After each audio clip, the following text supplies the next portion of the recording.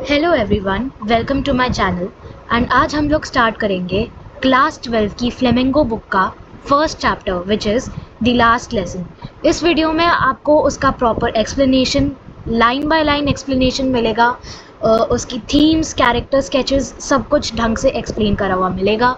सो हो सकता है ये वीडियो थोड़ी सी लंबी हो, सो आप लोग बस ये लेसन ढंग से समझ लो, मैं बस यही चाहूँगी। एंड आई होप सो ये वीडियो आपको काफ़ी हेल्पफुल रहे। तो स्टोरी स्टार्ट करने से पहले एक बार हम लोग कैरेक्टर इंट्रोडक्शन देख लेते हैं। द लास्ट लेसन यानी कि जो आपकी इंग्लिश फ्लेमिंगो बुक का फर्स्ट चैप्टर है, उसके 3 मेन कैरेक्टर्स हैं। तो सबसे पहले कैरेक्टर है हमारे फ्रांस।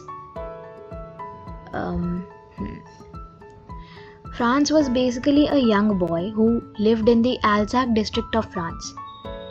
फ्रांस, अब मैंने यहाँ पे एल्जैक डिस्ट्रिक्ट ऑफ फ्रांस तो लिखा है बिकॉज एल्जैक डिस्ट्रिक्ट फ्रांस का ओरिजिनली पार्ट था, बट अभी फ्रैंको प्रशियन वॉर, देखो हुआ क्या था एक्चुअल में।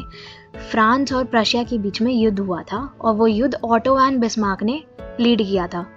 उसके बारे में भाई तुमने हिस्ट्री में थोड़ा बहुत पढ़ा होगा, और नहीं भी पढ़ा तो भी अभी रेलेवेंस के लिए नहीं है, मैं बस ऐसे ही जनरल बता दे रही हूँ, ठीक है। तो हुआ ये कि प्रशिया युद्ध जीत गई और एल्जैक और लॉरेन डिस्ट्रिक्ट्स जो हैं फ्रांस के, वो प्रशिया के हो गए। इस चक्कर में पूरी जो हमारी चैप्टर है वो इसी के ऊपर बेस्ड है कि सब लोग भाई कितने ज़्यादा दुखी हैं इस बात से कि प्रशियंस जो हैं वो जीत चुके हैं और एल्जैक डिस्ट्रिक्ट उनका हो चुका है। इस चक्कर में उन्होंने अपनी आइडेंटिटी खो दी है एंड वगैरह वगैरह, जिसके बारे में मैं बाद में बात कर दूँगी भाई शांति से, ठीक है। फ़िलहाल अभी हम लोग फ्रांस के ऊपर फोकस करते हैं, जो इस पूरी स्टोरी का नरेटर है। मतलब मैं तो थर्ड पर्सन नरेट कर रही हूँ, लेकिन जितनी भी चीज़ें हैं स्टोरी में वो फ्रांस के पॉइंट ऑफ व्यू से बताई गई हैं। यहाँ पे रेड में लिखा है, पढ़ लेना, ठीक है। तो Franz was basically a young boy who lived in the Alsace district of France, और वो भाई एम हैमिल जी के स्टूडेंट थे। एम हैमिल जी कौन है, उनके बारे में हम आगे बात करेंगे, तो थोड़ा धैर्य रख लो। अब फ्रांस जो है भाई बड़ा ही केयरलेस किस्म का बंदा था। उसको दुनिया में किसी भी चीज़ की कुछ नहीं पड़ी थी, सिर्फ अपने से मतलब था, अपने ही विचारों में वो खोया धरा रहता था। फिर आता है France was also non studious, यानी कि वो पढ़ाई में उसका बिल्कुल मन नहीं लगता था, उसका पढ़ने का बिल्कुल मन नहीं करता था भाई। लेकिन साथ ही साथ भाई वो थोड़ा इनोसेंट नेचर का भी था, ये आप आगे स्टोरी में देख लोगे। अब फिर यहाँ पे ये भी बताते हैं कि भाई वो इतना भी सेल्फलेस नहीं था, मतलब वो इतना भी सेल्फिश नहीं था, और उसको बाद में जाके पछतावा होता है कि मैंने क्यों मेहनत नहीं करी, मैंने पढ़ाई क्यों नहीं करी। उसको अपनी फ्रेंच लैंग्वेज से और अपने फ्रेंच टीचर जो एम हैमिल जी हैं उनसे उसको अचानक से एक बहुत ही इमोशनल अटैचमेंट जो है फील होने लगता है। वो नहीं चाहता कि एम हैमिल जी कहीं भी जाए, ठीक है। वो चैप्टर में हम आगे डिस्कस करेंगे।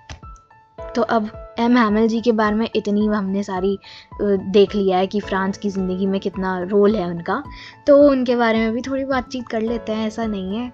एम हैमिल जी जो हैं ये इनका डिस्क्रिप्शन ना थोड़ा याद रखना, ओके। ये एम हैमिल जी फ्रांस के फ्रेंच टीचर थे और बड़े ही डेडिकेटेड और पैशनेट एजुकेटर थे। भाई अंग्रेज़ी लिखनी है ना एग्ज़ाम में, तो ऐसी वाली ही लिख के आना, नहीं तो नंबर नहीं मिलेंगे। मतलब मिल जाएंगे, लेकिन ऐसी वाली लिख के आओगे तो अच्छे नंबर मिलेंगे, ठीक है। तो वो जो है एल्जैक स्कूल में पिछले 40 साल से पढ़ा रहे थे फ्रेंच अपने स्टूडेंट्स को, ठीक है। वो उनका नेचर भाई फ्रांस से जो है बिल्कुल ही उल्टा टाइप्स है। बहुत ही स्ट्रिक्ट बोल्ड टीचर हैं, केयरिंग भी हैं, काइंड अंडरस्टैंडिंग भी हैं, उनमें ना ऐसी सारी चीज़ों का मिक्सचर भरा हुआ है। अब ये जो टीचर हैं जी, इनको अपनी फ्रेंच लैंग्वेज से, फ्रांस से जो है, जैसे कहते हैं ना, अरे देशभक्ति, वो उनके अंदर कूट कूट के भरी हुई है। अपने देश के लिए, अपनी मातृभाषा के लिए उनके मन में बहुत ही ज़्यादा प्यार है, रिस्पेक्ट है। मतलब वो बहुत मानते हैं अपनी मदर टंग को और फ्रांस को, जो उनकी मातृभूमि है उसको, ठीक है। अब एम हैमिल जी, फ्रांस तो देखो भाई एक केयरलेस किस्म का इंसान था, लेकिन एम हैमिल जी ऐसे नहीं थे। उनको अपने बारे में और दुनिया के बारे में सब कुछ अच्छे से पता है। वो अपने फेलियर्स को पूरी क्लास के सामने एक्नॉलेज करते हैं, ठीक है। उसके बारे में बाद में डिटेल में बात हुई है चैप्टर में, तो मैं वहीं पे सब कुछ समझाऊंगी। और वो एम हैमिल जी का अभी भाई कैरेक्टर ही ऐसा है जो सबको ये याद दिलाता है कि अपनी कल्चर और लैंग्वेज के प्रति ना थोड़ा सा अवेयर हो जाओ और उसको प्रिजर्व करो, उसको प्रोटेक्ट करो अगर ऑपरेशन फेस हो रहा है तो। मतलब यहाँ पे क्या होता है कि फ्रांस और प्रशिया में युद्ध हुआ, प्रशिया जीत गया, एल्सैक जो है फ्रांस का अब नहीं रहा और वो प्रशिया का हो गया। तो अब जो है प्रशियंस बेसिकली चाह रहे हैं कि ये फ्रेंचमैन जो हैं कभी भी रिवॉल्ट ना करें आज़ादी के लिए। तो उसी को यहाँ पे एक तरीके से ऑपरेशन टर्म कर दिया गया है, ठीक है। वो तुम समझ लेना, आ गया होगा अब तक समझ में, मोटा मोटा ये एग्जाम में इतना नहीं पूछेंगे, ठीक है। अब इसके बाद ओल्ड हाउजर जो है ये भी एक कैरेक्टर है, ये बेसिकली एक साइड कैरेक्टर है, इसके बारे में बस फ्रांस ने 2-3 बार ही बात करी है चैप्टर में, तो समझ जाना तुम, ठीक है। वो एक एल्डरली पर्सन है जो एम हैमिल जी की क्लास में फॉर्मर मेयर, एल्सैक के फॉर्मर मेयर और एल्सैक के फॉर्मर पोस्ट मास्टर के साथ जो है लास्ट रो जो है क्लासरूम की, वहाँ पे बैठे रहते हैं। अब वो क्यों आए हैं, उनका क्या कारण है वहाँ पे, मतलब वो क्या कर रहे हैं वो वहाँ पे, वो सब जो है आगे स्टोरी में डिस्कस हुआ है, तो हम वहीं पे देखेंगे। अब इनका डिस्क्रिप्शन जो है इम्पॉर्टेंट है, मतलब हो सकता है 1 मार्कर में पूछ लें। इन्होंने जो है एक 3 कॉर्नर्ड हैट पहनी थी और उनके हाथ में ना एक प्राइमर था। प्राइमर क्या होता है, प्राइमर इज़ नथिंग बेसिकली, अरे वो जो राजा महाराजा के टाइम पे पेपर नहीं होता था तो वो लोग स्क्रोल पे लिखते थे, है कि नहीं। अब मैं बनाने बैठ गई भाई यहाँ पे, तो मुझे बहुत वक्त लग जाएगा, तो तुम समझ लो, मैं तुमको कहीं ना कहीं दिखा दूंगी प्राइमर क्या होता है। जब हम लोग हाउजर जी के बारे में बात करेंगे तब मैं तुमको दिखा दूंगी। अब इन्होंने क्या किया भाई पूरी स्टोरी में, इन्होंने इस बारे में बहुत ही ज़्यादा लैमेंट किया। लैमेंट मतलब बिल्कुल अपना दुखड़ा रो दिया एक तरीके से, कि फ्रांस जो है हार गया फ्रैंको प्रशियन वॉर में और एल्सैक भी चला गया प्रशियंस के हाथों में। तो मतलब ऐसे ऐसे उनको काफ़ी दुख होता है इस बात का। He is basically filled with regret and sorrow. और वो अब जब एम हैमिल जी लेक्चर दे रहे होते हैं तब वो इन सारी चीज़ों के बारे में सोच रहे होते हैं कि काश उन्होंने भी ढंग से अपने समय में पढ़ लिया होता तो उन्हें भी शायद समझ में आ रही होती चीज़ें वगैरह वगैरह, उस तरीके से, ठीक है। अब कैरेक्टर डिस्क्रिप्शन तो हो गया, अब हम स्टोरी पे चलते हैं। ये जो है सबसे पहले स्टोरी में हम फ्रांस को देखते हैं जो बिल्कुल क्लियर वेदर में खुले मैदान में ऐसे पेड़ के पास खड़े हुए हैं और वो देख रहे, वो सोच रहा होता है कि भाई स्कूल जाना है नहीं जाना है, जाना है नहीं जाना है, वो ये सोच रहा होता है और देख रहा होता है कि भाई सामने फील्ड में जो है प्रशियंस की ड्रिल चल रही है और मौसम बड़ा ही अच्छा है, पक्षी चहक रहे हैं वगैरह वगैरह। और वो ये सोच रहा होता है कि भाई मेरा मन तो कर नहीं रहा है स्कूल जाने का, क्या करें। लेकिन फिर भी भाई वो सोचता है कि नहीं, हिम्मत कर लेनी चाहिए, चले जाना चाहिए स्कूल, अच्छी बात है। तो वो मन मार के चला ही जाता है। अब वो क्यों नहीं जाता है, वो इसलिए नहीं जाता है क्योंकि जो उसके टीचर है ना, फ्रेंच टीचर एम हैमिल जी, उनको पार्टिसिपल्स के ऊपर, मतलब ग्रामर जो होती है उसके ऊपर बेसिकली एक टेस्ट लेना था, ओरल टेस्ट। तो वो, और उसने तो कुछ प्रिपरेशन करके रखी नहीं थी, तो वो डर गया। लेकिन फिर भी उसने सोचा चलो चले जाते हैं, मज़े करेंगे, सब सही होगा, कुछ नहीं होने वाला, ऐसा सोच के वो चले जाता है। यहाँ पे जो भी टेक्स्ट आप ब्लू में देखोगे वो बेसिकली बुक से ही लिया हुआ टेक्स्ट है और इस सीन्स को ही जो है डिस्क्राइब करेगा। तो एक बार उसको पढ़ लोगे तो अच्छा है, नहीं तो चाहो तो मैं ही पढ़ देती हूँ एक बार। आई यानी कि France. I started for school very late that morning and was in a great dread of scolding, especially because M. Hamel had said that he would question us on participles. यानी कि वो participles एक topic है grammar, French grammar में, उसके ऊपर test लेंगे। ठीक है, और फ्रांस को कुछ नहीं पता था. I did not know a word about him. For a moment I thought about of running away and spending the day outdoors. ठीक है, ये हटा दो. It was so warm, so bright. The birds were chirping at the edge of the woods and in the open field back of the sawmill the Prussian soldiers were drilling. मतलब यहाँ पे Prussian soldiers की drill चल रही है और पक्षी जो है इतने अच्छे से चहचहा रहे हैं कि उसका कहीं और जाने का मन नहीं है, बस यहीं पे आराम से पड़े रहने का मन है. ठीक है, लेकिन कहाँ थे? हाँ, it was all much more tempting than the rule for participants but I still had the strength to resist and hurried off to school. मतलब फ्रांस चाहता था कि वो यहीं रहे, पूरा दिन यहीं सुस्ताता रहे, लेकिन भाई ठीक है, उसको लगा ज़रूरी है जाना, चले जाते हैं, तो चल दिया भाई. ये हरेड ऑफ टू स्कूल. अब नेक्स्ट सीन में हम ये देखते हैं कि फ्रांस जो है ना टाउन हॉल से गुजर रहा होता है. ठीक है, वो देखता है कि टाउन हॉल के पास बहुत सारी भीड़ जो है वो ऐसी जमी हुई है और वो ये सोचता है कि भाई ऐसी क्या खबर आ गई, अब वॉर तो ख़त्म सी ही हो रही है, तो ऐसी क्या खबर आ गई कि सब लोग इतना भीड़ बना के सब लगे हुए हैं, जमे हुए हैं. तो फिर वो ये सोचता हुआ वो वहाँ से भागता हुआ चला जाता है. वो देखता नहीं कि क्या न्यूज़ है, क्योंकि वो स्कूल के लिए पहले ही बहुत देर हो रही थी उसको. ठीक है,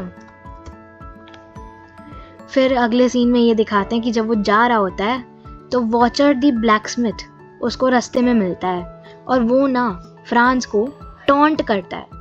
टॉन्ट करते हुए ये कहता है, don't go so fast bub, you will get to your school in a plenty of time. मतलब कि भाई इतने भी जल्दी मत भागो, तुम पहुंच जाओगे. मतलब इसको वॉचर को पता था कि ये कैसा इंसान है फ्रांस, बिल्कुल निकम्मा निठल्ला बैठा हुआ फ्रांस, तो उसको ताना मारता है. अब फ्रांस जो है पहले ही परेशान है कि लेट हो रहा है स्कूल के लिए, तो उसको कहा कुछ इतनी पड़ी है, पढ़े लेना ज़रा थोड़ा ढंग से, मैं थोड़ा जल्दी करा रही हूँ, नहीं तो तुम लोगों का होगा नहीं. Then as I hurried by as fast as I could, the blacksmith watcher who was there with his apprentice, ये उसके सारे कर्मचारी जो हैं वॉचर के अंदर जो काम कर रहे हैं, ये वही लोग हैं, और उसके साथ वो फ्रांस को जो है बोलते हैं, मतलब ताना मारते हैं कि भाई इतनी भी जल्दी क्या है, पहुंच जाओगे तुम. लेकिन जो है हमारे फ्रांस को यहाँ पे कुछ पड़ी धरी नहीं रहती है और वो जल्दी से स्कूल के लिए निकल जाते हैं. अब अगले सीन में हम ये देखते हैं कि फ्रांस जो है स्कूल में पहुंच जाते हैं, जो स्कूल यार्ड है, लेकिन वहाँ पे वो पहुँचने के बाद उसको ऐसा लगता है कि भाई कहीं आज संडे तो नहीं है, मैं गलत दिन स्कूल तो नहीं आ गया. मतलब वो इतना ज़्यादा शांत होता है वहाँ पे माहौल कि फ्रांस को ये बात हजम ही नहीं हो रही होती है कि आज स्कूल है. तो वो देखते हैं कि यहाँ तो कोई भी नहीं है, सब इतनी शांति है, पता नहीं आज इतना सब कुछ अजीब क्यों हो रहा है. रिगार्डलेस वो क्लास में जाते हैं और ये सोच रहे होते हैं कि भाई वहाँ पे एम हैमिल जी जो इतने स्ट्रिक्ट हैं, हाथ में रूलर लिए सबको डांट रहे होते हैं, बता रहे होते हैं. तो यही सोच रहा होता है, वो डर जाता है फ्रांस कि अब भाई मेरा क्या होगा, मैं तो लेट हूँ, मुझे तो डांट पड़ेगी ही पड़ेगी, ऐसा सोच रहा होता है फ्रांस.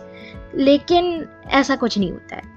फ्रांस जो है एम हैमिल जी की क्लास में जाता है और वहाँ पे एम हैमिल जी उसको डांटते नहीं, बल्कि उसको शांति से बस ये बोलते हैं कि go to your place quickly little Franz, we were beginning without you. यानी कि तुम जल्दी से जाके अपनी सीट पे बैठ जाओ, नहीं तो हम तुम्हारे साथ ही शुरू करने वाले थे, मतलब तुम्हारे बिना शुरू करने वाले थे. ठीक है, फ्रांस बोलता है भाई ठीक है, पहुंच जाते हैं. फ्रांस अपनी सीट पे बैठा है और अब जब उसका दिमाग थोड़ा शांत हो गया है तो वो ना अपने आसपास चीज़ें ऑब्जर्व करने लगता है. क्या ऑब्जर्व करने लगता है कि भाई ये एम हैमिल जी ऐसे पार्टी टाइप क्लोथ्स क्यों पहन के आए हैं, मतलब किसी फेस्टिवल किसी ओकेजन पे पहनने वाले क्लोथ्स उन्होंने आज क्यों पहन के रखे हैं. वो ये सोच रहा होता है. और यहाँ पे ये ज़रूरी है, ये डिस्क्रिप्शन वगैरह 3-4 चीज़ें, ये क्या सोच रहा होता है फ्रांस जो है, ये ज़रूरी है, तो सुन लेना. ठीक है, एम हैमिल जी जो है एक ग्रीन कोट पहने हुए होते हैं with a frilled shirt and he was also wearing a silk black silk cap, जो भी बोलना चाहो. ठीक है, तो ये वो पहने होते हैं, ये उनका डिस्क्रिप्शन है। और फिर फ्रांस पीछे मुड़ के ये भी देखता है कि भाई क्लासरूम में तो एल्डर्स भी बैठे हैं, मतलब जो अल्ज़ैक टाउन है उसके सारे बूढ़े बुजुर्ग लोग भी बैठे हुए हैं, वो यहाँ पे क्यों है, वो यही सब सोच रहा होता है। एक बार देख लेते हैं। फ्रांस जो है, he notices M. Hamill's outfit, the green coat, frilled shirt and black silk cap, and also sees the elder sitting at the back. वो ये दोनों चीज़ें देखता है और मन ही मन ये सोच रहा होता है कि ये क्या हो रहा है, ठीक है। अब जब वो ये सोच ही रहा होता है ना कि M. Hamill जी जो हैं वो बताने लगते हैं क्लास को कि भाई क्लास, आज ना मेरा आखिरी दिन है, मैं ना आज तुम्हारा आखिरी फ्रेंच लेसन जो हूँ वो लेने वाला हूँ, क्योंकि अब जो है ऑर्डर आ गया है कि भाई एल्सेक और लॉरेन डिस्ट्रिक्ट के स्कूल्स में बच्चों को सिर्फ जर्मन पढ़ाई जाएगी, फ्रेंच पढ़ाना बंद हो जाएगा, ठीक है। तो वो इसलिए वो एम हैमिल जी बोलते हैं कि मैं चाहता हूँ कि तुम लोग बहुत ही ज़्यादा अटेंटिव रहो, ओके। अब ये सुन के भाई फ्रांस की तो सारी सिट्टी पिट्टी गुम हो जाती है। वो बेचारा यही सोच रहा होता है, क्या भाई ये क्या हो गया, मतलब मैं अभी कभी फ्रेंच पढ़ नहीं पाऊँगा, ऐसे कैसे हो गया। तो वो यही सारी चीज़ें जो हैं वो सोच रहा होता है, और मतलब उसको इतना बुरा लग रहा होता है अंदर से कि भाई ऐसे कैसे हो गया, ये क्यों हो गया। मतलब तुमने वो गाना तो सुना ही है ना, भाई ये क्या क्यों हो गया, बस वगैरह वगैरह, लिरिक्स भूल गई मैं अभी, ठीक है।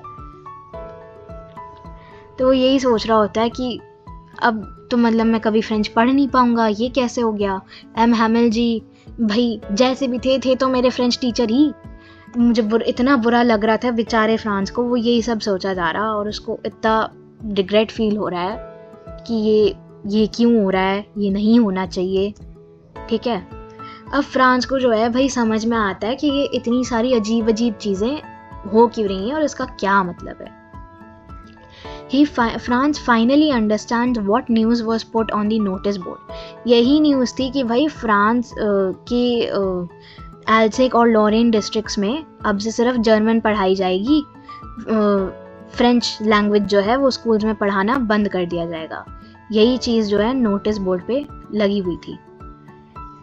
फिर उसको ये भी समझ में आता है कि भाई एल्डर्स क्लास में क्यों थे, वो इसलिए क्योंकि आज एम हैमिल जी का आखिरी दिन है फ्रेंच पढ़ाने का, इसके बाद वो एल्सेक छोड़ के चले जाएंगे, ठीक है। और क्योंकि वो पिछले 40 साल से पढ़ा रहे हैं तो वो उनको रिस्पेक्ट देने के लिए सारे एल्डर्स जो हैं वो एम हैमिल जी की इस क्लास में प्रेजेंट थे आज। और भाई क्योंकि उनका आखिरी दिन है तो इसलिए एम हैमिल जी सबसे अच्छे यानी कि the finest of the cloth वो अपने पहन के आ गए। अब यहाँ पे फ्रांस को जो है, जैसे हमने पहले उसके कैरेक्टर स्केच में डिस्कस किया था, he regrets not studying hard enough. मतलब वो ये सोचता है मैंने क्यों जो है पंछी के अंडों के पीछे अपना समय बर्बाद कर दिया, या जो वहाँ की जो रिवर है, रिवर सार, उसके पास मैं स्लाइडिंग क्यों कर रहा था, मतलब मैं क्यों इतना खेल कूद रहा था, मुझे फ्रेंच पढ़ लेनी चाहिए थी। अब वो ये सोचता है कि भाई उसकी ये जो फ्रेंच की बुक्स हैं जो अब तक उसको एक बोझ लगती थी, वो अब ना उसको सडनली अपना एक उसको ना एक इमोशनल अटैचमेंट सा फील होने लग गया उनसे कि भाई ये तो मेरे दोस्त हैं, इनसे मैं कैसे दूर चला जाऊं, ऐसे उसको लगने लग गया। ओके, ये मैंने हिंदी में मतलब भी लिखा है, पढ़ना हो तो पढ़ लेना, ठीक है। उसको फिर फ्रांस को यही लगता है कि उसे पढ़ लेना चाहिए था और फालतू में अपना समय इतना बर्बाद नहीं करना चाहिए था। जो बुक्स उसको अभी तक एक बर्डन लगती थी वो अब ना उसको अपनी आइडेंटिटी का एक ऐसा पार्ट लगने लग गई जिससे कि वो हटना ही नहीं चाह रहा है। समझ रहे हो ना, ठीक है। अब भाई फिर वो ये भी सोचता है कि एम हैमिल जी जैसे भी थे भाई उसके थे तो भाई उसके फ्रेंच टीचर ही, उसको मतलब बुरा लगता है कि वो क्यों जा रहे हैं। अब यहाँ पे टेक्स्ट पढ़ लेते हैं एक बारी वाला। M Hamel to the idea that he was going away, that I should never see him again, made me forget all about his ruler and how cranky he was. मतलब कि भाई वो कितना स्ट्रिक्ट था, वो कितना अजीब सा था, ये सब ना वो फ्रांस जो है वो माफ़ कर देता है, वो भूल जाता है कि उनके जो भी फ्लॉज थे वो थे तो भाई फ्रेंच टीचर ही ना। तो उसको बुरा लगता है कि भाई एम हैमिल जा रहे हैं, और ये बात कि वो जा रहे हैं एल्सैक छोड़ के, ये उससे हजम नहीं होती है। आगे देखते हैं अब क्या होता है भाई। अब ये सब जब ये सोच ही रहा होता है तो एम हैमिल जी फ्रांस को बुला लेते हैं, और भाई अब उसकी टर्न आ जाती है कि वो पार्टिसिपल्स के रूल्स जो हैं वो बताए। तो भाई एम हैमिल जी बोलते हैं, रूल्स बताओ भाई पार्टिसिपल्स के। लेकिन जो हमारे फ्रांस हैं वो अटकता रहता है, और मतलब अटक के ना अपने आप को बुरी तरीके से एम्बैरस कर लेता है क्लास के सामने, मतलब बिल्कुल ना उसका सर झुक जाता है शर्म से। एंड एम हैमिल जी ना ऐसी सिचुएशन में वैसे तो फ्रांस को डांटना ही पसंद करेंगे, लेकिन क्योंकि उनका भाई लास्ट डे है तो वो भी यही बोलते हैं कि चलो क्या भाई, आज आखिरी दिन है, तुमसे वैसे भी कोई एक्सपेक्टेशन थी तो है नहीं। भाई आगे चलते हैं, देखते हैं कि एम हैमिल जी अब इस वक्त क्या बोलते हैं फ्रांस को। ये वो ना थोड़ा लंबा चौड़ा लेक्चर सा देते हैं। ये टेक्स्ट है और मैं इसी को एक्सप्लेन कर देती हूँ। I won't scold you little Franz, you must feel bad enough. M Hamel ji बोलते हैं, भाई मैं तुमको डांटूंगा नहीं फ्रांस, ये फ्रांस है ठीक है, और ये एम हैमिल जी है। तो एम हैमिल जी बोलते हैं कि मैं तुमको डांटूंगा नहीं फ्रांस, क्योंकि मैं जानता हूँ तुमको पहले ही बहुत बुरा लग रहा है। भाई वो ये फिर एम हैमिल जी बोलते हैं, see how it is, every day we have said to ourselves, bah, we have plenty of time. I'll learn it tomorrow.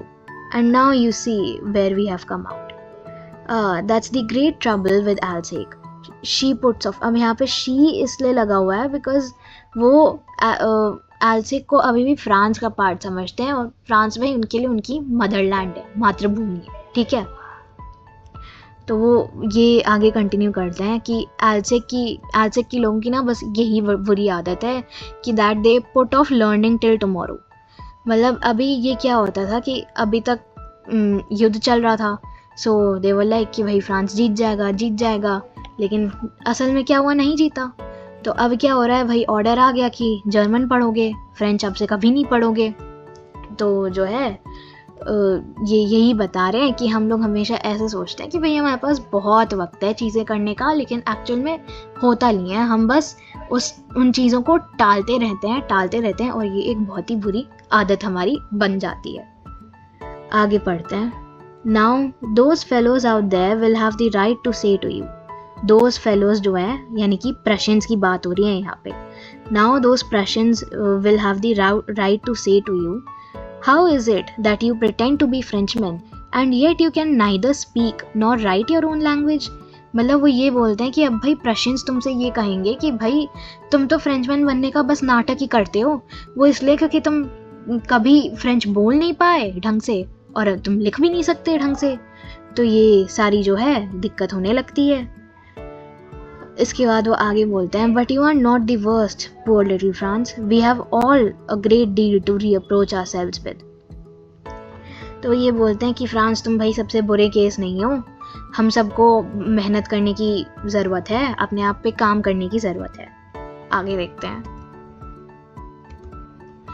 तो अब भाई एम हैमिल जी आगे ये बताते हैं कि कैसे वो भी फॉल्ट पे थे, और यहाँ के लोगों का क्या एटीट्यूड है, फ्रांस के पेरेंट्स का क्या एटीट्यूड है, वो उस पर एलैबोरेट करते हैं। बोलते हैं, your parents were not anxious enough to have you learn, they prefer to put you to work on a farm or at the mills so as to have a little more money.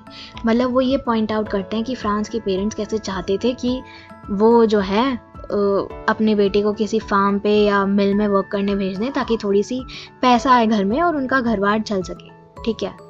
और फिर वो यहाँ पे अपनी भी गलती acknowledge करते हैं कि and I have been to blame also, have I not often sent you to water my flowers instead of learning your lessons, and when I wanted to go fishing did I not just give you a holiday. तो वो ये बोलते हैं कि France मेरी भी गलती है, मैंने भी कई बार जो है तुमको ऐसी निगलेक्ट किया है, छुट्टी दी है।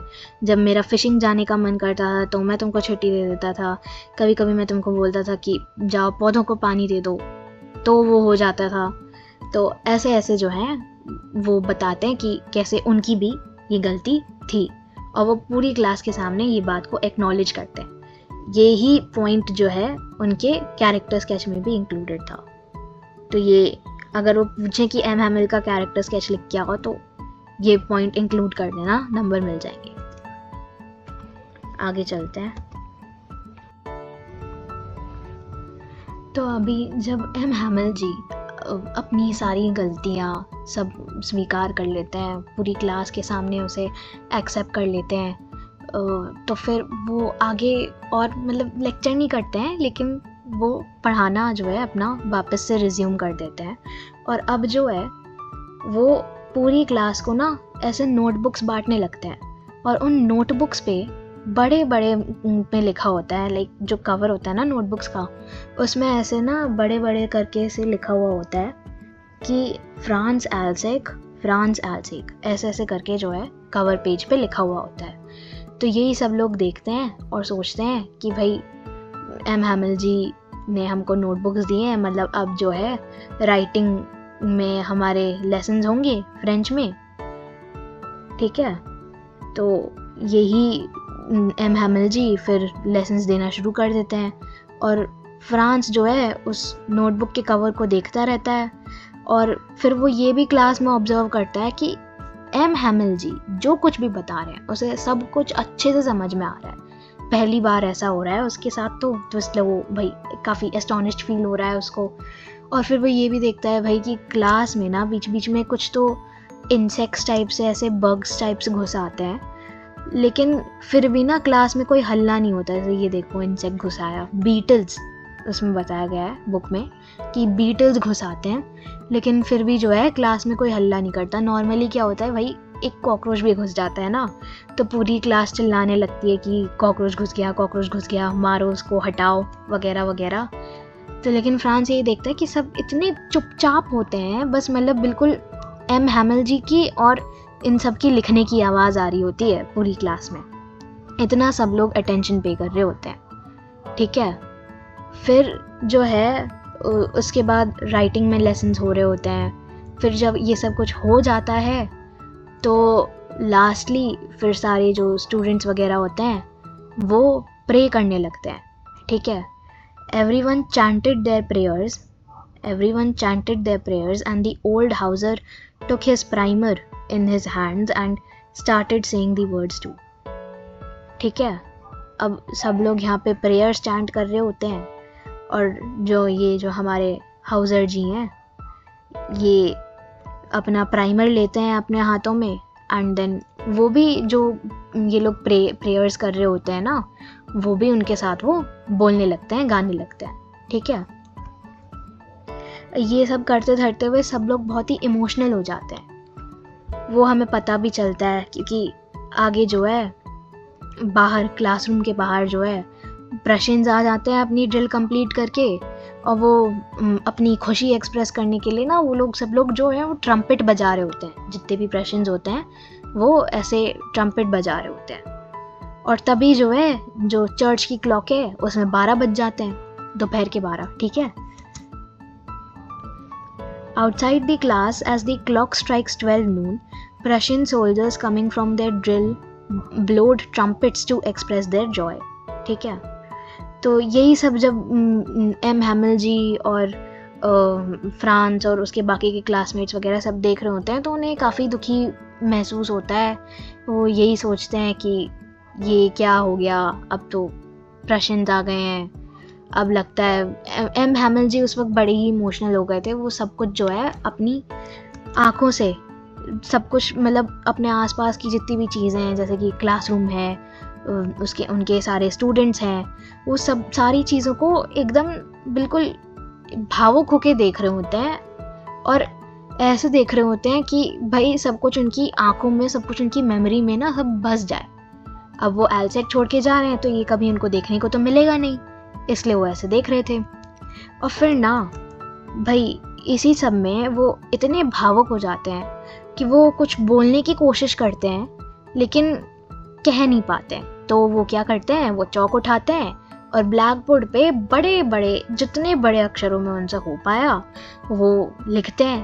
भाई फ्रेज़ के लिए ना, अब जो मैं बोलने जा रही हूँ प्रोनाउंसिएशन गलत हुआ तो उसके लिए माफ़ कर देना, लेकिन उन्होंने ये फ्रेज़ विवे ला फ्रांस ये बोला, यानी कि इसका यही मतलब हुआ कि लॉन्ग लिव फ्रांस, फ्रांस कभी हारे ना, कभी झुके ना, और जिसे कहते हैं ना बिल्कुल प्राउड रहे।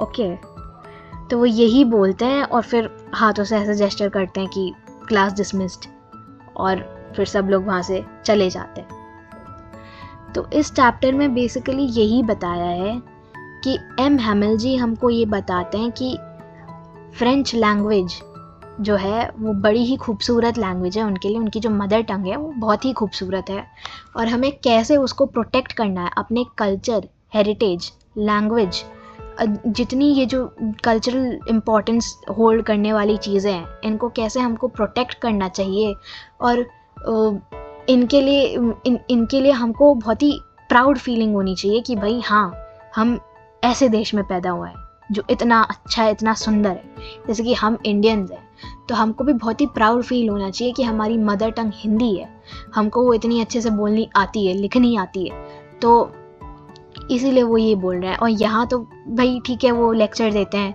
कि तुम लोगों को तो फ्रेंच बोलनी ही नहीं आती, लिखनी ही नहीं आती, तो तुम किस काम के फ्रेंचमैन। तो लेकिन फिर वो यही बताते हैं कि तुम्हारी जो आइडेंटिटी है वो तुम्हारी लैंग्वेज, तुम्हारे कल्चर से कितनी ज़्यादा रिफ्लेक्ट होती है, कितनी ज़्यादा उभर के आती है। वो तुम्हारे संस्कार बताती है कि भाई हाँ, तुम ऐसे देश से आए हो जो इतनी अच्छी अच्छी बातें, जो इतने अच्छे अच्छे वैल्यूज़ तुम में जिसने इनपुट करें। ओके, तो वो हमको यही बताती है। ठीक है, तो यही था हमारा फ्लेमेंगो बुक का, तुम्हारी क्लास 12 की फ्लेमेंगो बुक का इंग्लिश का चैप्टर 1, जिसका आयरॉनिकली नाम द लास्ट लेसन है। आई होप सो तुमको समझ में आ गया हो।